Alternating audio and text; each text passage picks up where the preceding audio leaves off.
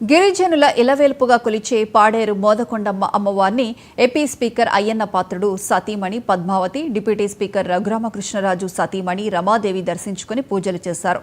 ఈ సందర్భంగా వారు అమ్మవారికి పట్టు వస్త్రాలు సమర్పించారు. పాడేరు టీడీపీ నియోజకవర్గ ఇన్ఛార్జ్ మాజీ ఎమ్మెల్యే గిడ్డి ఈశ్వరి, ఆలయ కమిటీ సభ్యులు శాలువాతో సత్కరించి అమ్మవారి చిత్రపటాన్ని అందజేశారు.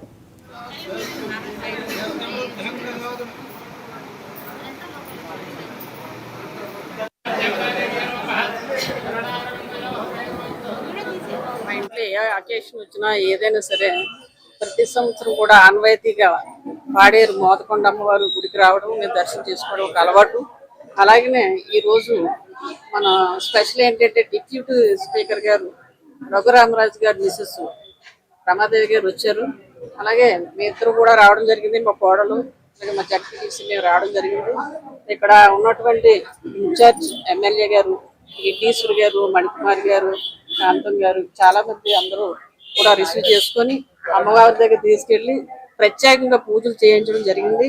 వారికి అమ్మవారికి నా యొక్క నమస్కారాలు. అలాగనే ఇక్కడ ఉన్నటువంటి కమిటీ మెంబర్ హృదయపూర్వక నమస్కారం తెలియజేస్తున్నాను.